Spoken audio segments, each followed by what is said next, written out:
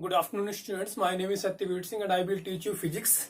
In physics, I will teach you very important topics of the second physics of 12th class. Okay, so from today, I will start second physics chapter number first. That is light. Okay, and the previous chapters I will do after completing some chapters of the second book. Okay, because we have to discuss over also second book. Okay, so second book parts very important topics also, and I think you have studied in 10th class. Yes, definitely you studied in 10th class light chapter. Okay, in light, reflection of light you have studied, okay, already. So now I will teach you some topics which is very important for you. Okay, so now first of all I'm telling you what is the light. So as I told you, we are going to start now light chapter. Okay, so, part second, class 12th book of physics. Okay, so 12th standard 12th standard 12th standard 12th standard second volume.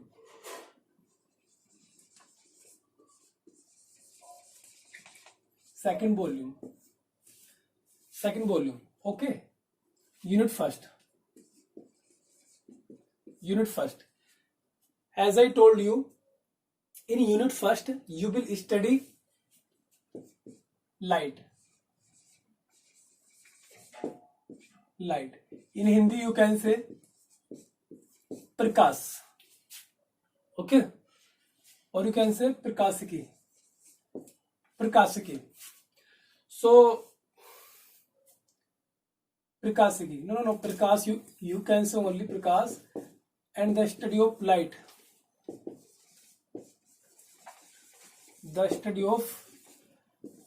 light is known as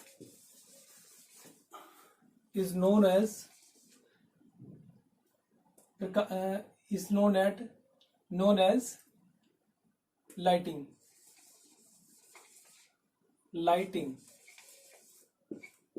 Okay, so unit second volume of the class 12th book, unit light, that is prakash in Hindi, and we can say also prakashiki. Lighting means prakashiki. So what is the prakashiki? The study of light is known as a lighting. Okay, तो जब light के बारे में study करते हैं तो उसे कहते हैं प्रकाशिकी. ये बहुत इंपॉर्टेंट टॉपिक है बच्चों. एक second. Okay, and today I will teach you, I think, main topics. Okay, so guys, I'm telling you, today I will teach you maximum topics of the light. Okay, which covers whole the light.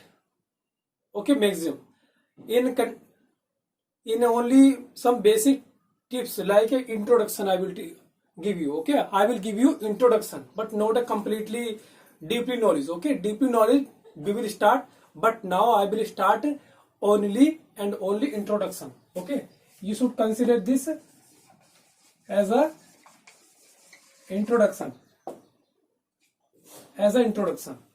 So light, the study of light is called lighting, and you can say also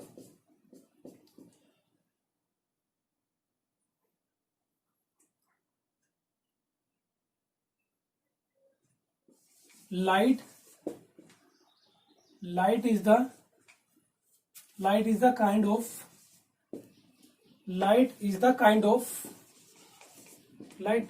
of physics. So we will be studied to this in physics.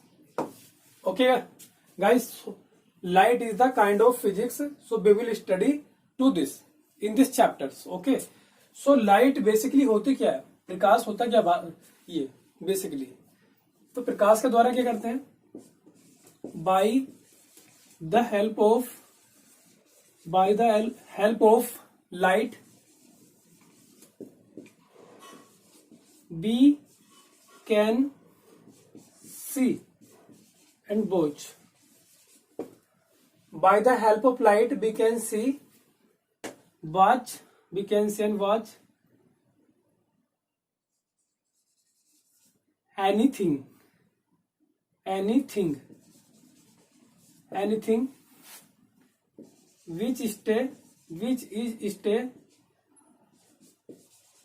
is keeping in darkness.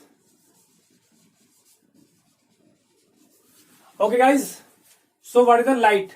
The study of light is called lighting, प्रकाशिकी, and you know very well light क्या है. By the help of light we can see and watch anything which is keeping in darkness. जो कोई चीज अंधेरे में रखी हुई है हम उसे देख सकते हैं लाइट की सहायता से. ठीक है, अब कैसे देख सकते हैं इसकी बात कर लेते हैं.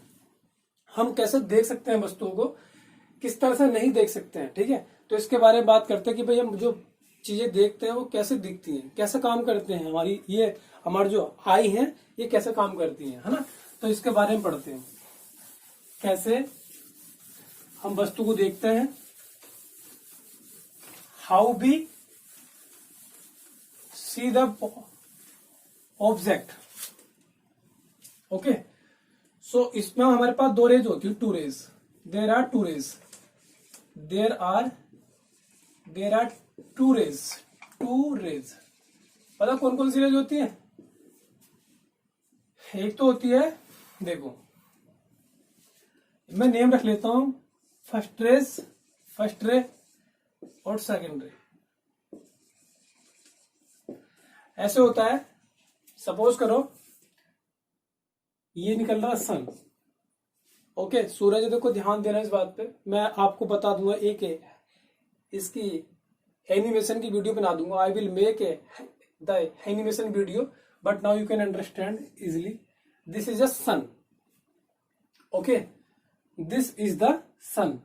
अब इसकी लाइट तो सब में फैली हुई है, यहां तक फैल रही है. ठीक है, तो यहाँ पे सब में लाइट है जैसा अब हो रहा है. अब ये मार्कर रख दिया मैंने यहाँ पे ऐसे, ये कोई मार्कर है. चलो ये कोई चीज मान लेता हूं. ठीक है, ऑब्जेक्ट है, कोई भी ऑब्जेक्ट हो गया वस्तु. तो सबसे पहले क्या होगा, जो ये लाइट है ना, किसकी लाइट है? सन की लाइट है. तो सन की लाइट पहले इस पर आएगी, जो रे है, रे, ये हो गया रे नंबर 1.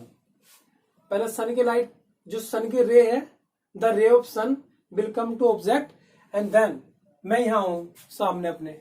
चलो यहां मान लेते हैं कोई ऑब्जर्वर जो कि ऑब्जर्व कर रहा है. ऑब्जर्वर प्रेक्षक, मतलब कि जो चेक कर रहा है अपनी आंखों से, आई से. तो क्या देखो, ये सन निकल रहा है. सन लाइट रे है, फर्स्ट वाली लाइट रे है. तो सन से लाइट रे कहां? ऑब्जेक्ट पे आ रही है. ऑब्जेक्ट से जब पढ़ के वो, उसके बाद में दूसरी रे बनी और ये प्रेशर की हाई पे आके गिर गई. तो इस प्रकार से उसको वस्तु दिखनी स्टार्ट हो गई. तो ये कौन सी है? ये सेकंड रे है. सेकंड रे. तो क्या होता है, पहले अगर हमें ये वस्तु देखनी है तो पहले सूर्य प्रकाश क्या होगा, सूर्य प्रकाश किरणें उस वस्तु पे पड़ती है आके, उसके बाद में जो रिफ्लेक्ट होती है तो हमें वो दिखाई पड़ जाती है. ठीक है, और जो प्रेक्षक है उसकी आंख में क्या होता है? आई में आंख होता है मानव नेत्र. तो जो मानव नेत्र होता है, जो उसका रेटिना भाग होता है, कौन सा भाग होता है? रेटिना. उस पर अगर ही पड़ जाती है ना, तो रेटिना पे जैसा आगे पड़ेगी वैसे में वस्तु दिखाई देनी स्टार्ट हो जाएगी. रेटिना एक भाग होता है, जब हम पढ़ेंगे इसके मानव नेत्र के बारे में पढ़ेंगे, ह्यूमन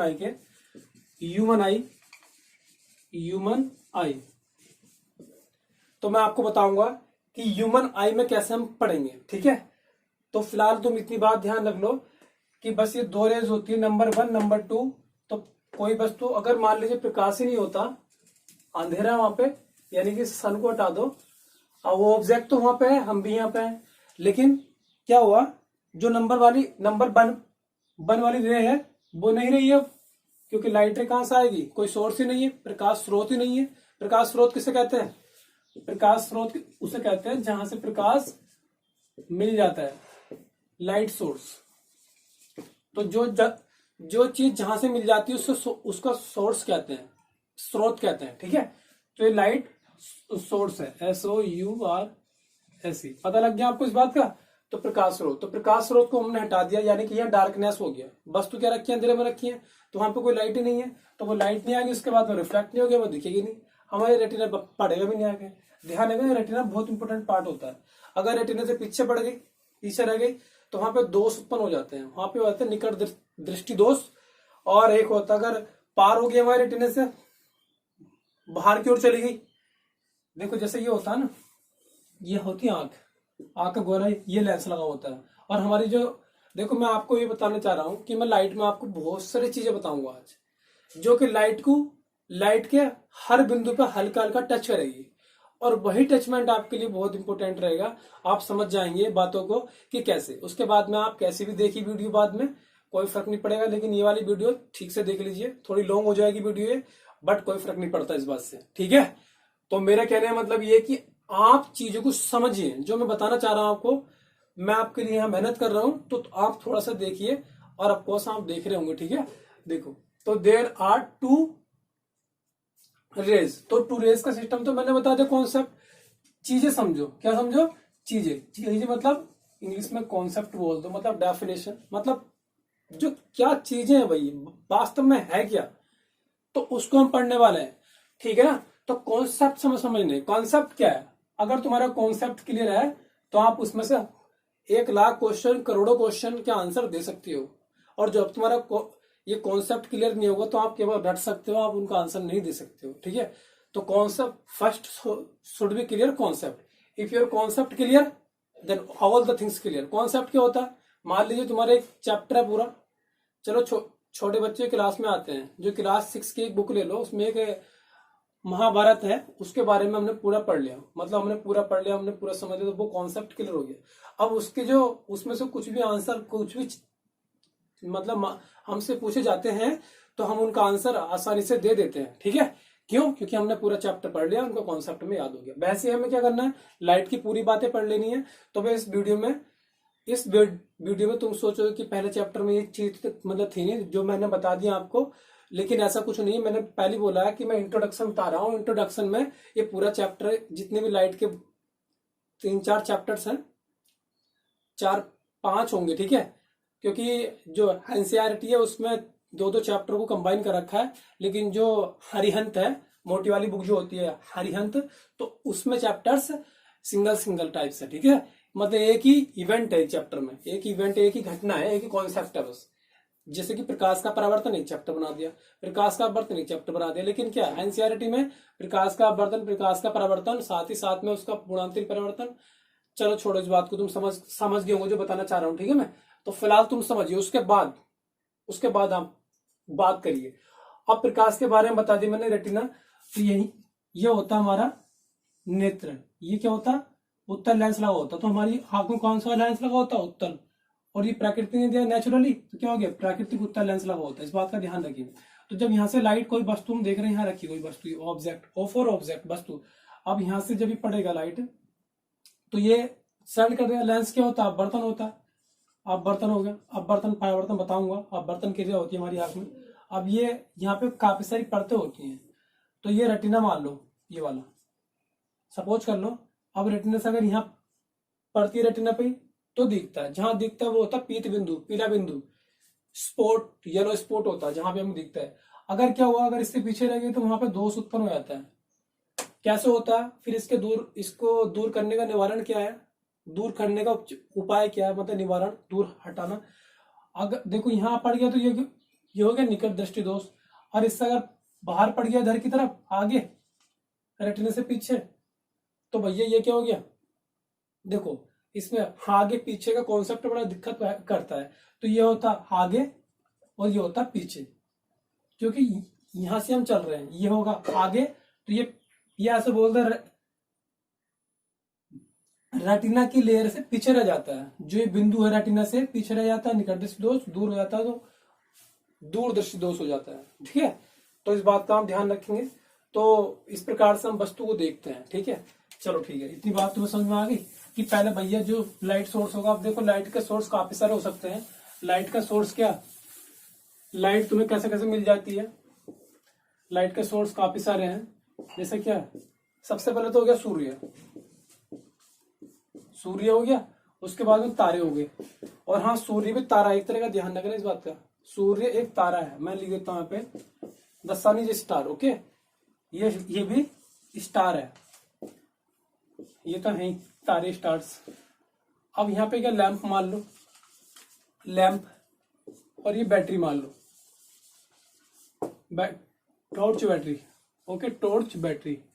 तो या और मान लो फ्लैश, समझ रहे हो ना आप बात। तो ये क्या होगा, सोर्स हो गए, प्रकाश स्रोत। यानी कि सूर्य सबसे इंपॉर्टेंट जो लाइट का, तुम्हें तो पता ही है, फादर ऑफ सोलर सिस्टम कौन होता है, फादर ऑफ सोलर सिस्टम।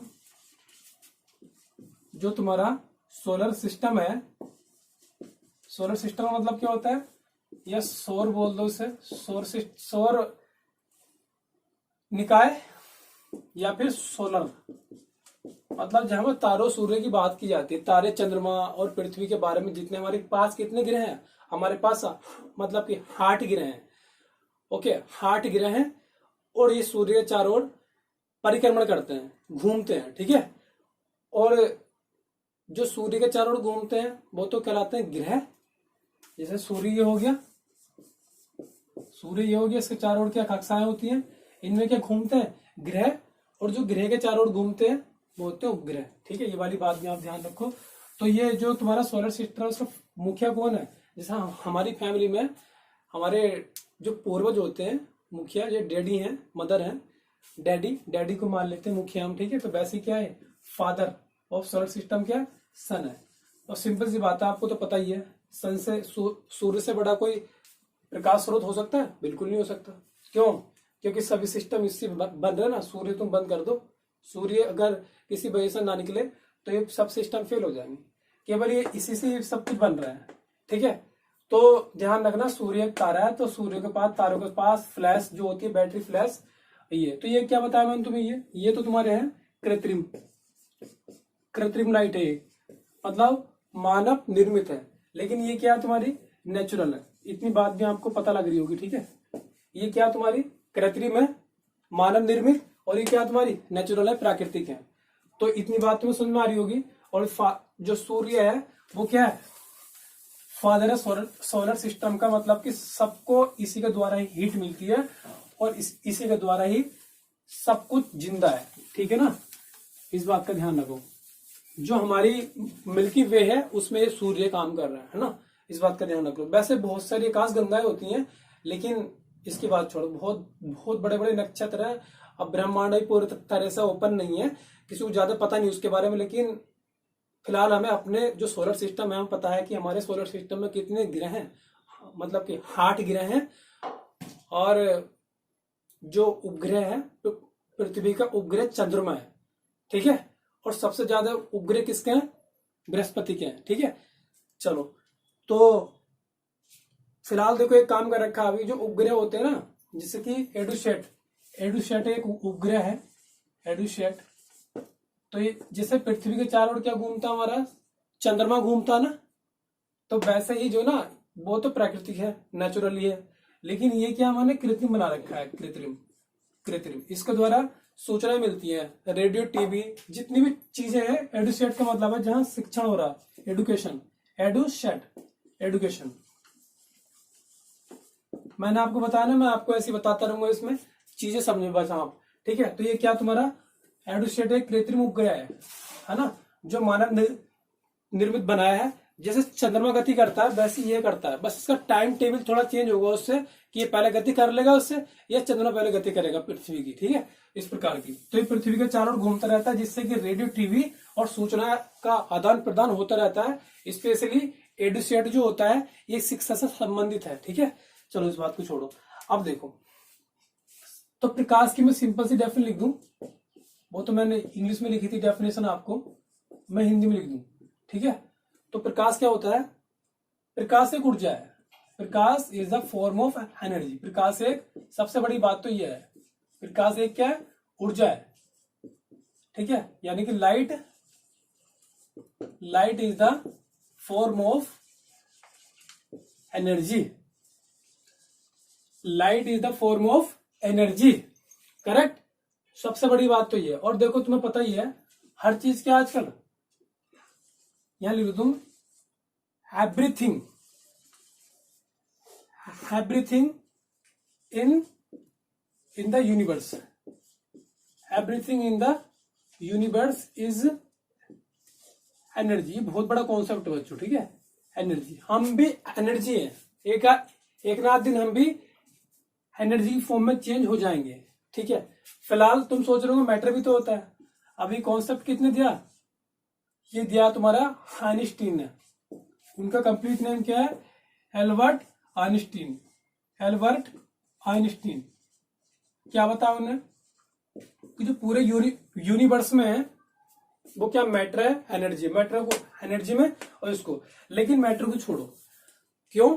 क्योंकि अगर तुम किसी चीज को जैसा मार कर है ना, अगर तुम इसे जूम करोगे ना, जूम लगातार, जैसे इसको जूम करते रहोगे, जैसे बोर्ड है, अब तुम इसे जूम करते रहोगे, अपने फोन से करना, यहां नहीं हो पाएगा जूम ये, ठीक है। तो जब तुम जूम करते रहोगे अपने फोन से, तो लास्ट में जो दिखाई देगा आपको, बोर्ड नहीं दिखाई देगा आपको, वहां पे जो एनर्जी की फॉर्म में आपको कुछ दिखाई देगा। कोई, अगर तुम्हें बिल्डिंग ठोस लग रही है, ये दीवार ठोस लग रही है, तो आपकी गलतफहमी है, ये ठोस नहीं है, ठीक है। ये भी है कि एनर्जी की फॉर्म है, बट आप अभी यहाँ पे हो तो आपको लग रहा है कि ये ठोस है, ऐसा कुछ नहीं है। ये भी है कि एनर्जी है। ये थोड़ी सी बात ज्यादा गहराई की बात है, छोड़िए इस बात को, आप मैटर मान सकते हो एनर्जी। तो मतलब प्रकाश एक क्या ऊर्जा है, और सबसे प्रबल ऊर्जा है, ठीक है। सभी ऊर्जा इस पर डिपेंड होती है अधिकतर, तो इस प्रकार से, क्योंकि बिजली से बनती है। प्रकाश ऊर्जा के द्वारा क्या बनती है? वैद्युत ऊर्जा बनती है। प्रकाश ऊर्जा के द्वारा वैद्युत ऊर्जा, बहुत सारी ऊर्जा वो आपस में कन्वर्ट होती रहती है। तो क्या प्रकाश एक तरह की ऊर्जा है, ठीक है। पता लग गया, मैं लिख दिया। और जो हमारी आंखों को संवेदना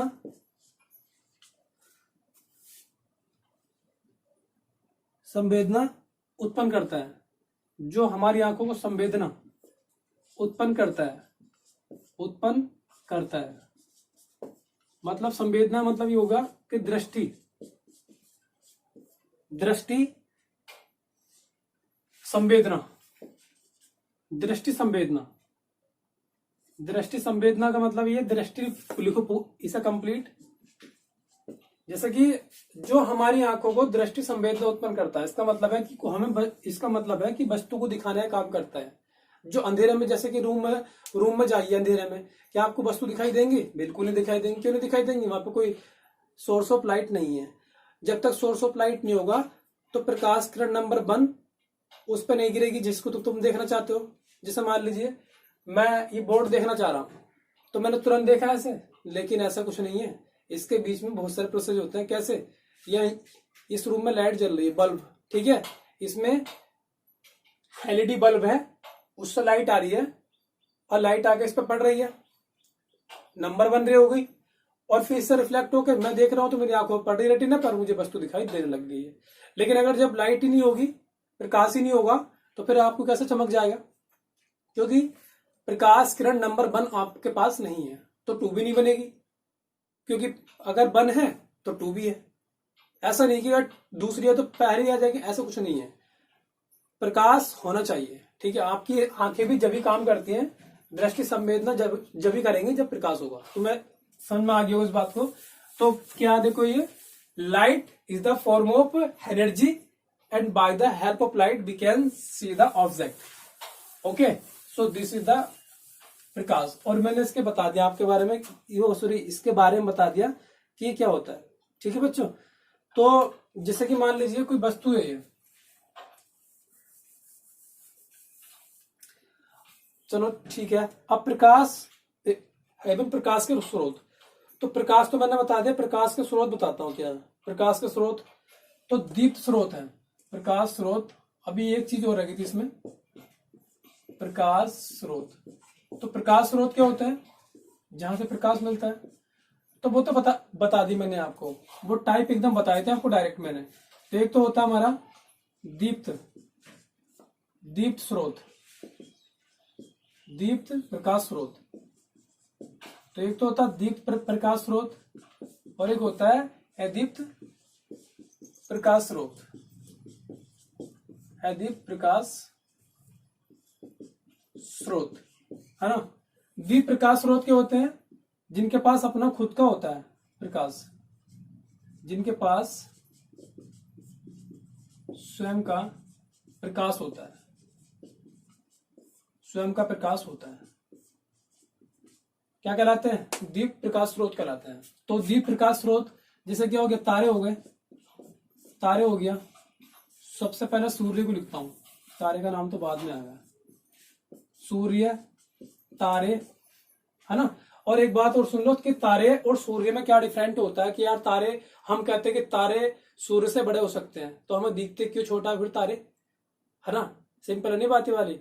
तो इसका कॉन्सेप्ट ये है कि जो वस्तु कितनी दूर है, वो कोई वस्तु जितनी दूर होती है वो हमें उतनी छोटी बनाती है, क्योंकि वहां पे दर्शन कोण, ये दर्शन कोण का बताऊंगा आपको, साइड एंगल क्या होता है। तो जितनी दूर वस्तु है उसका दर्शन कोण छोटा होता है। दर्शन का मतलब होता है देखना, दर्शन जो वर्ड बना, दर्श धातु से मिलकर बना है, जिसका अर्थ होता है देखना, ठीक है। तो दर्श धातु समझ रहे ना आप, दर्शन। तो जितना दर्शन कोण का मान कम होगा तो वस्तु दिखाई देगी कम, और जितनी दूर की वस्तु होगी उसको दर्शन कोण कम ही बनता है, और जो वस्तु पास में है तो आपको वो बड़ी दिखाई देगी, ठीक है। सपोज कर लो टावर एक और टावर दूर खड़ा, तो आप आराम से देख लोगे ऐसी। लेकिन अगर टावर तुम्हारे यहीं खड़ा हो गया सामने, तो एंगल कितना हो जाएगा, ऐसा हो जाएगा। समझ रहे ना बात आप। तो इसके बाद ही बताएंगे, चलो एक काम करते हैं, बता ही देता हूं तुम्हें, ठीक है। ये समान चीजें हैं, है ना। और यहां से कोई आदमी देख रहा है, ठीक है बच्चों, यहां से कोई देख रहा है। अब जब देख रहा है ना, चलो इसको थोड़ा लॉन्ग जाएगा, इसके बाद ही बताऊंगा मैं आपको। सूर्य, तारे, क्वेश्चन ध्यान रखना आप कि तारों का आकार बड़ा हो सकता है, लेकिन सूर्य फिर भी क्या होता है, बड़ा दिखाई देता है, ठीक है। और क्या है, लैंप हो गए और फ्लैश लाइट हो गई, जो भी है। तो ये क्या हो गया, प्रकाश स्रोत हो गए, जिनके पास खुद का प्रकाश है। लेकिन जो अधिक होते हैं, जैसे सबसे बड़ी बात है चंद्रमा होता है, इसके पास खुद का प्रकाश नहीं है चंद्रमा के पास, ये केवल सूर्य प्रकाश से क्या होता है, सूर्य प्रकाश को ऑब्जॉर्व कर लेता है, इसका रिफ्लेक्शन लगता है, ठीक है। ध्यान रखना कैसा लगता है, मैं आपको एनिमेशन की वीडियो सेंड कर दूंगा एक, तो वहां पे आपको 2-3 मिनट में वो आपको समझा देंगे, ठीक है, कैसे। तो जब लाइट, देखो अब तो दिन में तो सूरज निकल रहा है, लेकिन रात में सूरज छिप जाता है ईस्ट वेस्ट में, ठीक है। जब वेस्ट में सनसेट हो जाता है, तो सनसेट का टाइम क्या होता है, जो उसका रिफ्लेक्शन है वो चंद्रमा पर पड़ता है, और जो इस मतलब चंद्रमा की जो लाइट होती है वो चांदनी होती है, इसलिए हम कहते हैं चांदनी रात, ठीक है ना। तो इसका साइज चेंज होता रहता है, छोटा बड़ा होता रहता है, आधा, पूरा, हाफ, 1/3, 1/4 पार्ट, वॉट, ठीक है। तो इसके बाद हम कर लेते हैं, तो ये हो गया। और ये क्या है तुम्हारा इसका, तो जिनके पास खुद का प्रकाश नहीं होता लेकिन दूसरों का प्रकाश वो अब्जॉर्ब करते हैं, क्या कहलाते हैं, अदीप्त प्रकाश स्रोत कहलाते हैं। दूसरा क्या होगा, जैसे सिलिकेट है, सिलिकेट, जिंक सिलिकेट। तो जिंक सिलिकेट भी क्या करते हैं, ये प्रकाश को अब्जॉर्ब कर लेते हैं और फिर चमकते हैं। फिर दूसरा होता है कैल्शियम बोरेट, कैल्शियम बोरेट, ठीक है बच्चों। तो ये वाली बात भी आपको समझ में आ गई होगी।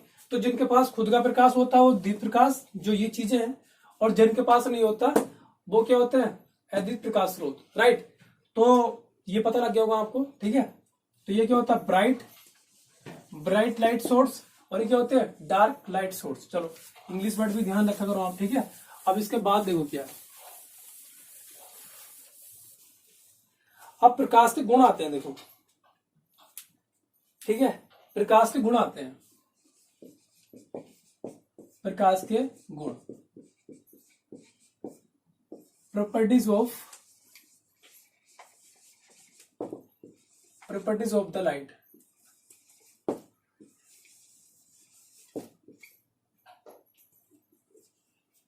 प्रॉपर्टीज ऑफ द लाइट, देखो ये बहुत इंपॉर्टेंट बात है। तो प्रकाश की प्रॉपर्टी नंबर 1 हो जाएगी, ये सीधी लाइन में ट्रेवल करता है। क्या करता है? सीधी रेखा में ट्रेवल करता है, सीधी रेखा में यात्रा करता है। लेकिन सुनो, एक किताब में देखा था, कक्षा 1 से लेकर 5 तक की किताब है, एक ऑथर ने लिख रखा था, तुम्हारी एनसीईआरटी में लिखा हुआ, सॉरी मैंने ऑथर की नहीं, तुम्हारी एनसीईआरटी में 12th क्लास की लिखा हुआ है। उसने लिखा था कक्षा 1 से लेकर 5 तक तो जो प्रकाश होता है वो सीधी रेखा में चलता है, स्ट्रेट लाइन में। लेकिन कक्षा 6 से लेकर ऊपरी क्लासों में क्या होता है? प्रकाश सीधी रेखा में नहीं चलता। तो ये की बात हुई भाई, पहले प्रकाश सीधी रेखा में चल रहा था, सीधी रेखा में नहीं चल रहा था। ये बात उन्होंने थोड़ी टिपिकल लिख दी, लेकिन बात सही में समझा देता हूं आपको। कक्षा 1 से लेकर 5 तक उन्होंने लेंसों के बारे में और दर्पणों के बारे में डिस्कशन नहीं करा। और जब डिस्कशन नहीं करा, ठीक है, डिस्कशन नहीं करा उन्होंने, तो इसका मतलब क्या?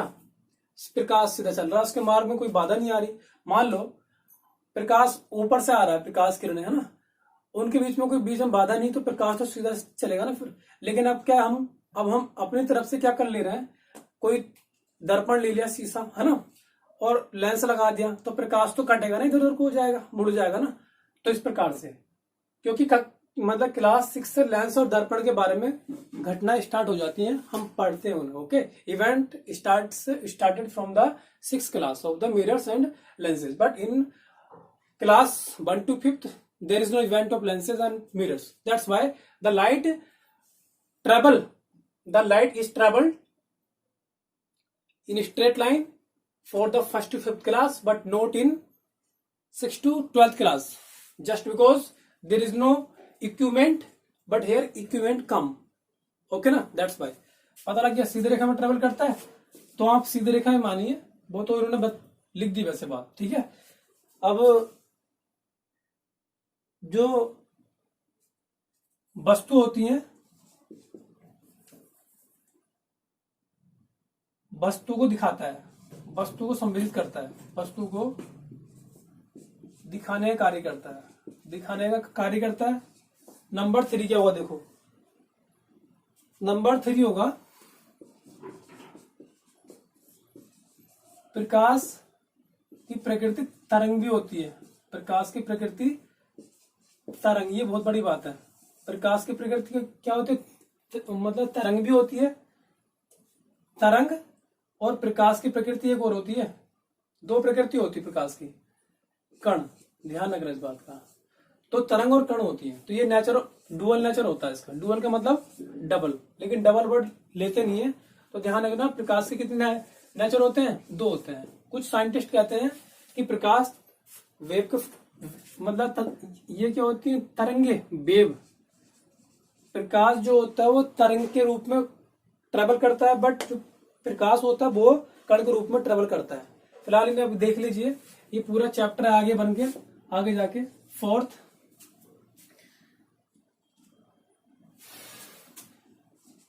इसे जाने के लिए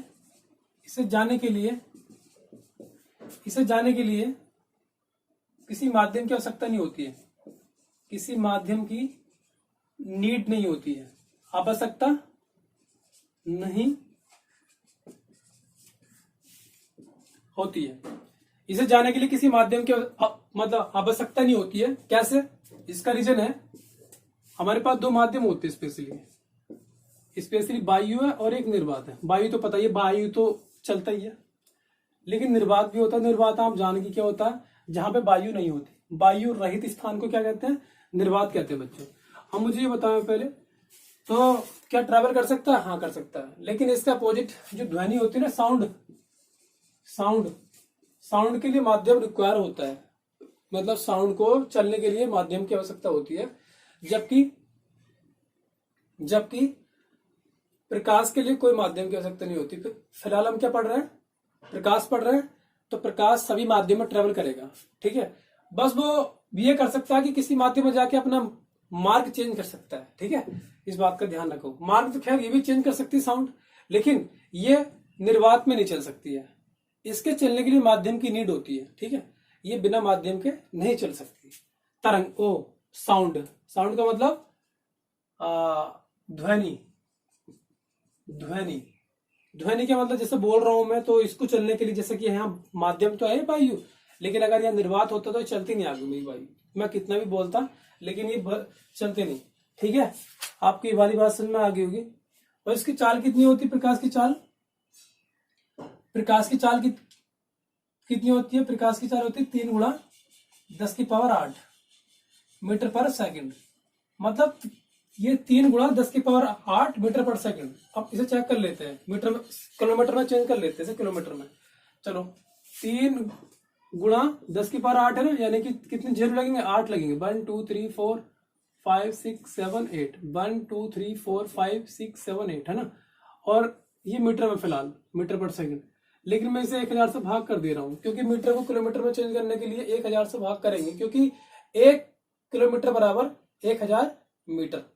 तो ये 3 जीरो से कट गया, अब कितना बचा, 5 जीरो, यानी कि कितना हो गया, 3 और 5 जीरो किलो, अब हो गया किलोमीटर पर सेकंड, यानी कि 3 लाख किलोमीटर पर सेकंड। 1 सेकंड में प्रकाश 3 लाख किलोमीटर चलता है, ठीक है, ध्यान रखना। और इससे तुम कल्पना कर सकते हो कि सूर्य से प्रकाश जो आ रहा है पृथ्वी, वो कितना रहा, 8 मिनट 16 सेकंड में आ रहा है। 8 मिनट 16 सेकंड में किससे, सूर्य से। जो चंद्रमा से आता है चांदनी रात में प्रकाश पृथ्वी पर, वो उसको लगते हैं 3 मिनट कुछ सेकंड लगती हैं। लेकिन ऐसे ऐसे चीजें पड़े हैं ऊपर, ऐसे ऐसे ग्रह पड़े हैं, मतलब दूसरे ऊपर कोई नक्षत्र है, कोई ग्रह है, ऐसे ऐसे ग्रह कि उनसे करोड़ों वर्ष लग जाते हैं। अब सोचो, प्रकाश की लाइट एक तो पहले से इतनी फास्ट है, स्पीड ऑफ लाइट इतनी फास्ट है कि 3 लाख किलोमीटर पर सेकंड है, और फिर भी उसे करोड़ों वर्ष लग रहे हैं। अब सोचो कि 15 करोड़ किलोमीटर, 15 करोड़ किलोमीटर जो दूरी है कहां से, पृथ्वी से सूर्य तक की, इतनी ज्यादा दूरी वो तय कर लेता है 8 मिनट 16 सेकंड में। तो कहने का मतलब है, अगर तुम्हारा कोई दूसरा ग्रह है ऊपर हमारे सौरमंडल से परे, अब बताओ, वहां से कह रहे हैं कि भाई करोड़ों वर्ष भी लग जाते हैं, मिलियन वर्ष भी लग जाते हैं। तो इसका मतलब क्या है, एक तो स्पीड, प्रकाश की स्पीड इतनी तेज है, और फिर भी इतने करोड़ों वर्ष लग जा रहे हैं। इससे मैं कहना चाह रहा हूं कि ये यूनिवर्स की कल्पना करो कितना बड़ा है, ठीक है। ये यूनिवर्स कितना बड़ा है, इसके बारे में सोचो आप, तो ये बहुत बड़ा है, ठीक है। हम पता क्या है इसके लिए, एक पॉइंट है, जरा सा पॉइंट एक, लेकिन इस पॉइंट में अकड़ बहुत है ना। इस पॉइंट में क्या है, अकड़ बहुत है, जरा सा पॉइंट है ये। पॉपअप है, पॉपअप कभी पॉपअप हो सकता है, लेकिन फिर भी अकड़ बहुत रहती है इसके अंदर। पॉपअप तुम समझते होंगे, ठीक है। चलो छोड़ो इस बात को, मजाक कर रहा हूं, लेकिन ये बात सही है।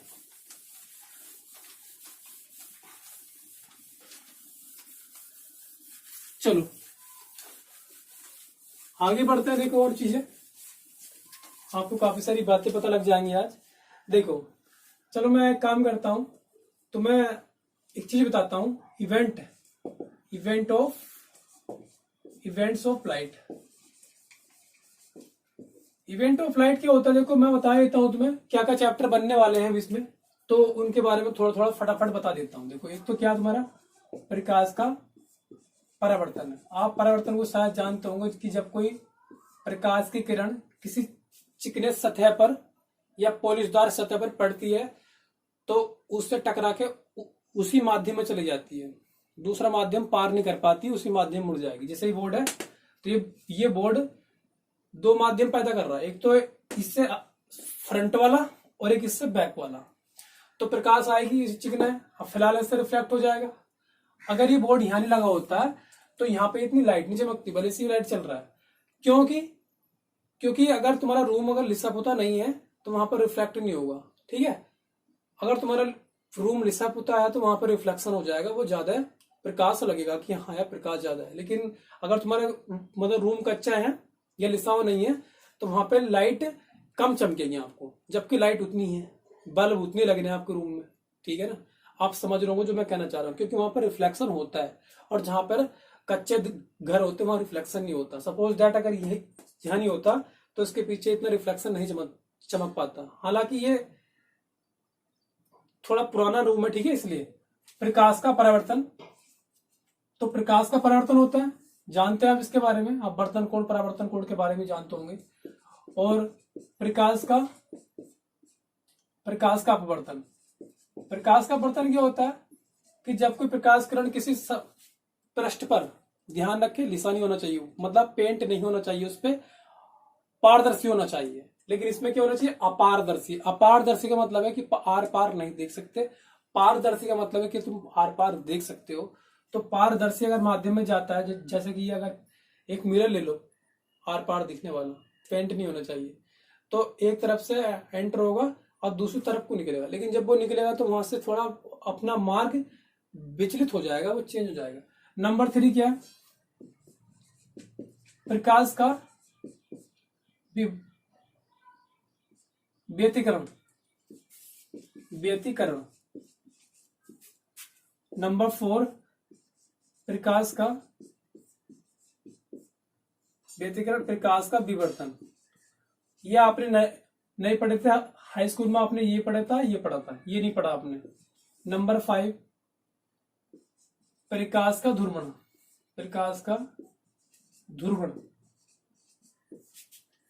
6 प्रकाश वैद्युत प्रभाव। आप इन्हें याद कर लो, प्रकाश वैद्युत प्रभाव। समझ लो तुम्हारे लाइट चैप्टर कंप्लीट हो जाएगा। मतलब ये चैप्टर्स हैं, मेन टॉपिक है ये, इनके अंदर पढ़ेंगे हम डीपली। लेकिन फिलहाल मैं आपको इंट्रोडक्शन दे रहा हूं इसका सिंपली, ठीक है, ताकि आप चीजें समझ जाओ और आप मतलब आगे जाके कोई दिक्कत ना पड़े। प्रकाश का परावर्तन जानते हैं, प्रकाश का अपवर्तन जानते हैं। प्रकाश का व्यतिकरण क्या होता है, तो व्यतिक मतलब कारण का मतलब ये होता है कि, और जहां प्रकाश का व्यतिकरण विवर्तन जो तरंग में होता है, किसमें, तरंगों में, ध्यान रखना। तरंग मैंने बताया था आपको कि जो प्रकाश वैसे, हालांकि तरंगों के द्वारा प्रकाश के अपवर्तन की परावर्तन की व्याख्या भी कर सकते हैं, लेकिन फिलहाल जो मोस्टली जो कॉन्सेप्ट है यहाँ पे प्रकाश का व्यतिकरण, प्रकाश का विवर्तन, वो तरंगों के द्वारा ही कंप्लीट होता है। और तरंग क्या होती है, तरंग होती है ऐसे, जैसे पानी में चलती है, ऐसे ऐसे ऐसे ऐसे, ठीक है। ये थोड़ा स्ट्रक्चर से बन गया। तो मैं बताऊं आपको, व्यतिकरण का मतलब क्या होता है कि जब दो समान आवृत्ति और समान तरंग दैर्ध्य की दो तरंगे किसी एक ही दिशा में चलती हैं तो किसी माध्यम में जाकर वो जुड़ जाती हैं आपस में, उसे कहते हैं अध्यारोपित हो गई। वो अध्यारोपित का मतलब होता है जुड़ना। जैसे कि एक तरंग तो ये हो गई, ऐसे एक ही हो गई, अब इनकी तरंग दैर्ध्य दोनों की सेम है, लेकिन ये एक माध्यम में गई, यहां जाके दोनों क्या हो गई, दोनों से एक बन गई, तो ये थोड़ी बड़ी बनेगी इससे, ठीक है। तो इसे कहते हैं अध्यारोपित। तो ये क्या वेव, ये वेव 1 है, ये वेव 2, मतलब ये तरंग फर्स्ट है, ये मतलब तरंग सेकंड है। तो जुड़ करके माध्यम में, माध्यम का एक पॉइंट, ये माध्यम है कोई, इसमें जाके ये किसी बिंदु पर टच हो गई और एक परिणामी तरंग बना ली।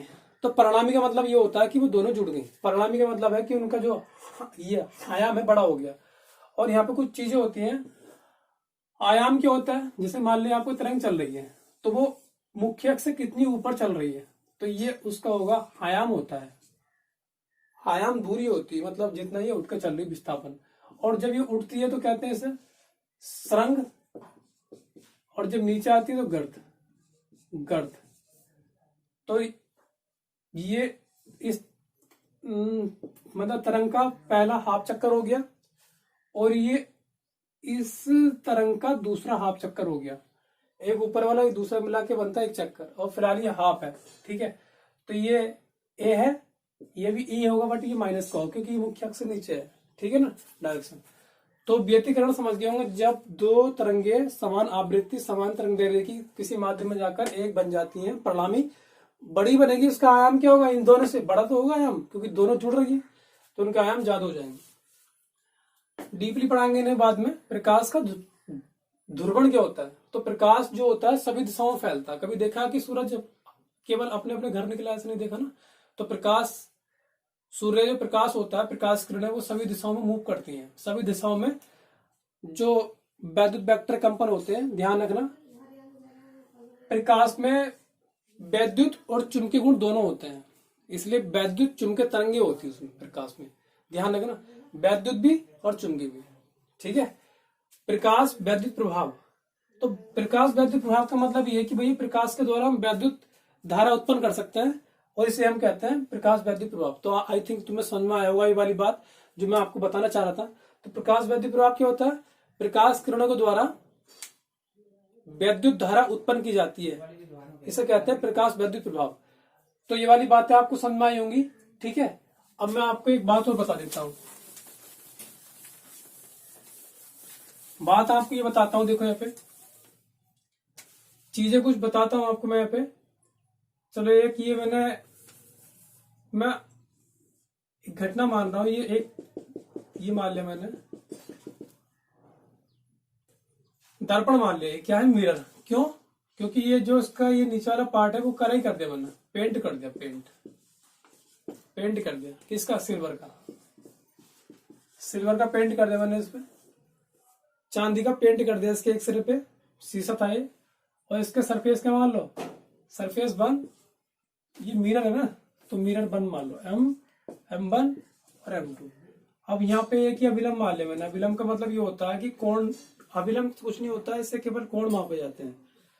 तो यहां से ये एक लाइट है, सूर्य मान लो चलो यहाँ पे, या कुछ लाइट सोर्स मान लो, LS का मतलब लाइट सोर्स, प्रकाश स्रोत।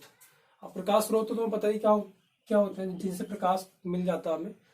तो यहाँ से ये लाइट आ रही है, आपको मैंने बताया था पेंट है नीचे, तो भैया कैसे हो जाएगा? चिकना सतह है नीचे, पेंट हुई रखी है, तो ये टकरा के उसी माध्यम में चला जाएगा। यानी कि ये माध्यम 1 था और इससे नीचे माध्यम 2 था, तो ये पहले माध्यम में आई थी और पहले माध्यम में ये रिफ्लेक्ट हो गई। तो ये जो आती है आने वाली को हम कहते हैं आपतित किरण। आपतित किरण, जो किरण आती है आपतित किरण बोलते हैं, और जो जाती है क्या हुआ? इसका परावर्तन हुआ, तो इसका नाम होगा परावर्तित किरण। परावर्तित किरण, ठीक है, परावर्तित किरण। आप ध्यान रखो, परावर्तन है तो परावर्तित किरण तो होगी।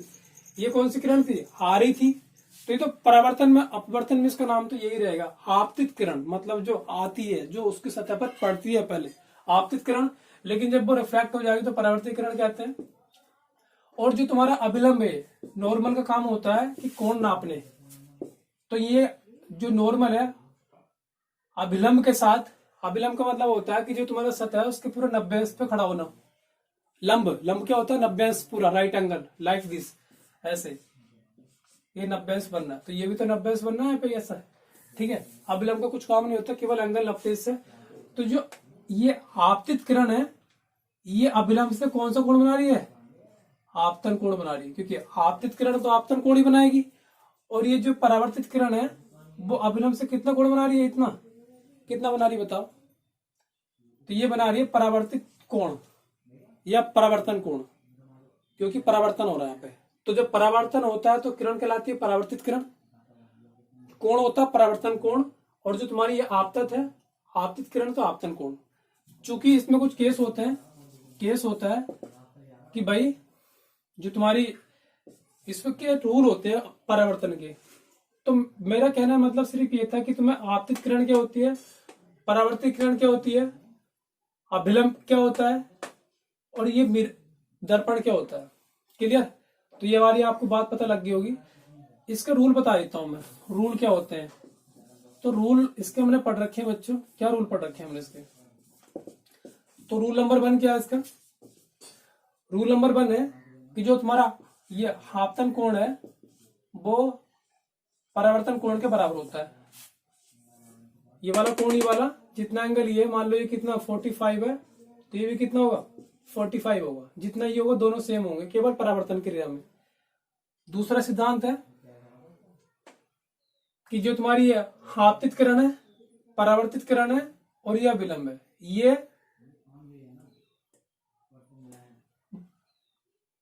ये एक ही तल में स्थित होते हैं, दर्पण के एक ही तल में स्थित होते हैं। जैसे यहाँ पे ये भी यहीं पे ही है, आपतित किरण भी यहीं पे, ये भी यहीं पे है। तो यहाँ पे क्या, आपतित किरण, परावर्तित किरण और ये अभिलंब तीनों एक ही तल में स्थित होते हैं, है नहीं, तल में स्थित है तल में। तो ये दूसरा रूल हो गया। अब जैसे मान लीजिए आपके पास, अगर आपके पास ये कोई ऐसे मैंने खींचा, लेकिन आपके सरफेस है, सरफेस का मतलब पेंट नहीं हुआ, तो यहाँ पे क्या होगा, परावर्तन नहीं होगा, यहाँ पे क्या होगा, अपवर्तन होगा। क्योंकि ये माध्यम कौन सा है, ये माध्यम है ओपैक। ओपैक का मतलब पारदर्शी, आर पार देख सकते हैं इसमें। तो ये मैंने अभिलंब खींचा पहले, और यहां से अब देखा ये कोई लाइट सोर्स है, LS प्रकाश स्रोत है। अब यहां से ये इसका नाम क्या रख दिया मैंने, आपतित किरण है। पता था ना आपको, आपतित किरण। अब जब यहाँ से अपवर्तन होगा इसका, तो डिपेंड होता है कि भाई कौन सा माध्यम है। तो मैं एक काम कर लेता हूँ, ऊपर विरल माध्यम मान लेता हूँ। विरल का मतलब जो अधिक पतला होता है, जैसे वायु, जिसके मॉलिक्यूल्स क्या होते हैं, दूर दूर होते हैं। नीचे क्या, ये कांच का माध्यम मान लेता हूँ। ये स्लैश दिखा रहा हूँ, स्लैश ये शो कर रहा है कि ये कांच का माध्यम है, तो गाढ़ा माध्यम है।